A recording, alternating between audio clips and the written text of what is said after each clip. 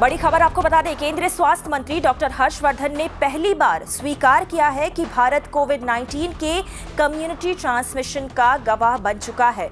पश्चिम बंगाल की मुख्यमंत्री ममता बनर्जी ने पिछले हफ्ते ही उनके राज्य में कम्युनिटी ट्रांसमिशन होने की बात कही थी। केंद्रीय मंत्री हर्षवर्धन ने कहा कि पश्चिम बंगाल सहित कई राज्यों में अलग अलग इलाकों में, विशेषकर घने आबादी वाले इलाकों में कम्युनिटी ट्रांसमिशन होने की शुरुआत हो चुकी है। हालांकि केंद्रीय मंत्री ने आगे ये भी कहा कि ये पूरे देश में नहीं होने वाला है। आयुष्मान कुमार हमारे साथ फोन लाइन पर जुड़े और ज्यादा जानकारी लेकर। आयुष्मान, महीनों तक जब भी केंद्र और साथ ही साथ आईसीएमआर से कम्युनिटी ट्रांसमिशन के बारे में पूछा गया तो हमेशा ही उनका जवाब ना ही आया था, मगर ये बड़ा एडमिशन है केंद्रीय मंत्री द्वारा। बिल्कुल गौरी, न सिर्फ आईसीएमआर और स्वास्थ्य मंत्री बल्कि स्वास्थ्य मंत्रालय की हर प्रेस कॉन्फ्रेंस में स्वास्थ्य मंत्रालय द्वारा ये इस बात को जुटलाया गया कि ट्रांसमिशन हुआ है, कम्युनिटी ट्रांसमिशन जो कि ग्रेड 3 है किसी भी पैंडेमिक का। WHO ने ये शुरू में एक डॉक्यूमेंट दिया था जिसमें कहा था कि भारत में कम्युनिटी ट्रांसमिशन हो गया है, जिसके बाद विरोध के बाद उन्होंने इस डॉक्यूमेंट को हटा लिया था।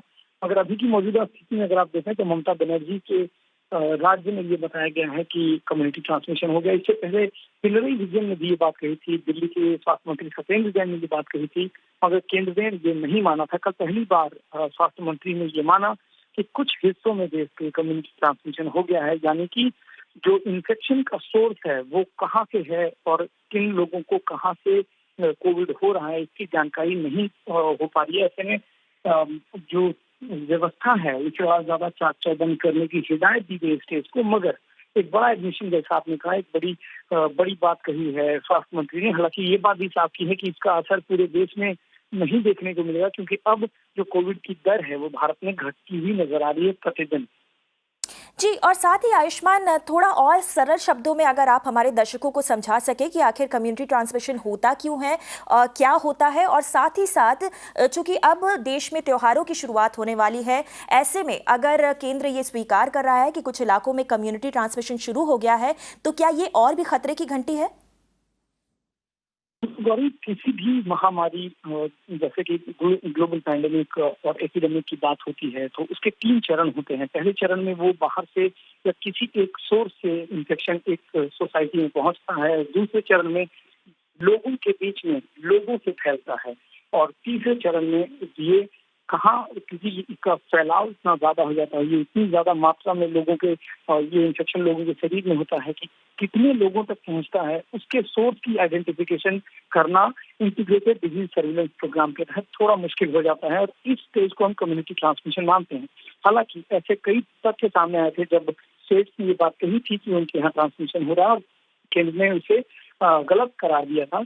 अभी की अगर मौजूदा स्थिति देखें तो जैसा कि आपने बताया कि त्योहार आ रहे हैं और जगह जगह पर भीड़ भी लगेगी, और ठंड का भी मौसम है। हम जानते हैं कि ठंड में जो इन्फ्लुएंजा की जो बीमारियां होती हैं उनमें वृद्धि देखी जाती है। सांस की बीमारियों में दिल्ली में वैसे भी वृद्धि देखी जाती है।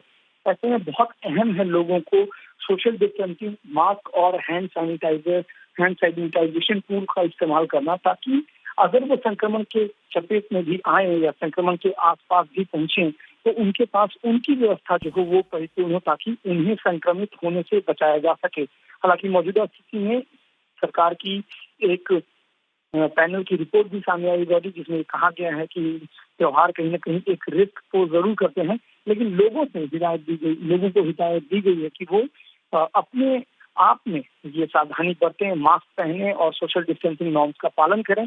त्योहारों में भीड़ में न जमा होने की हिदायत दी गई है।